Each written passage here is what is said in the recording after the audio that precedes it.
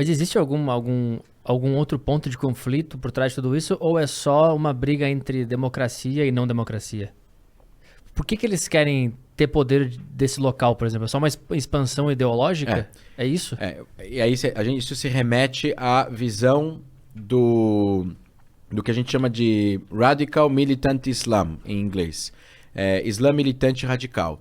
Esse tipo de doutrina, conduta, é uma doutrina, uma conduta criada no que a gente poderia dizer no pós-pan-arabismo, que a gente chama de pan-islamismo, que é uma junção de uma visão de visões religiosas radicalizadas que surgiram com a Irmandade Muçulmana no Egito e foram expandindo para o arabismo e outras vertentes, a própria Revolução Islâmica no Irã, o salafismo, o jihadista e por aí vai, que são o surgimento de grupos de pessoas que querem que o Islã conquiste territórios, conquiste pessoas para poder ter participação política nacional nesses países, para que gere o controle por eles dessas regiões, eles apliquem a lei islâmica ao pé da letra nessas regiões aos muçulmanos, que não necessariamente querem seguir a religião ao pé da letra,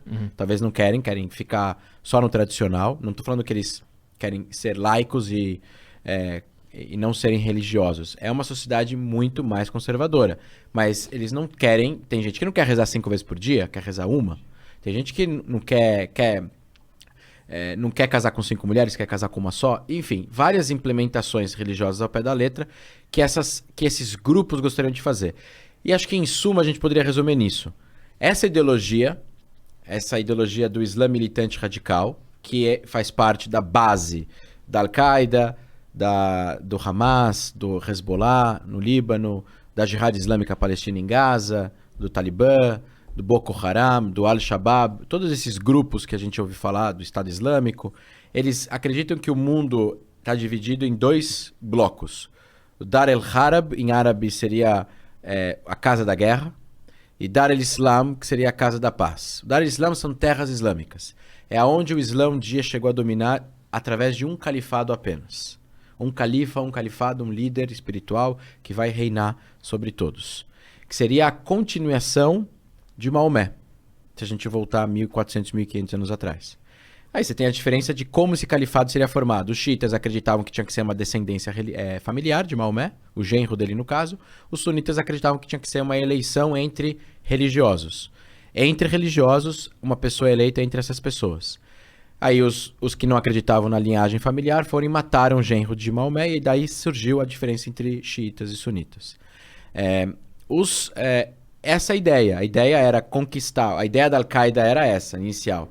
Eles vão atingir, quem são esses países? Então assim, para eles, para o Talibã, para a Al-Qaeda, para o Hamas, os países que são geridos por pessoas não religiosas, por presidentes, por reis não religiosos, ou eventualmente por reis que são amigos do Ocidente, são inimigos do Islã e precisam ser derrubados.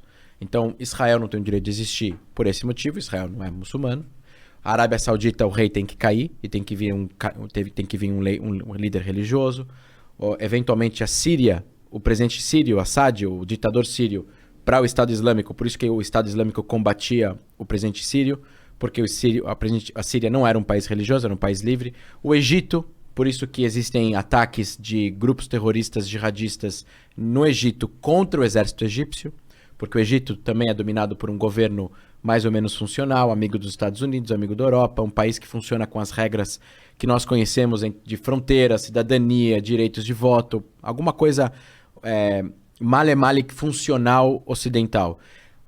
Esses caras, eles têm interesse de que tudo isso fosse destruído e que uma coisa só surgisse como União Islâmica, através de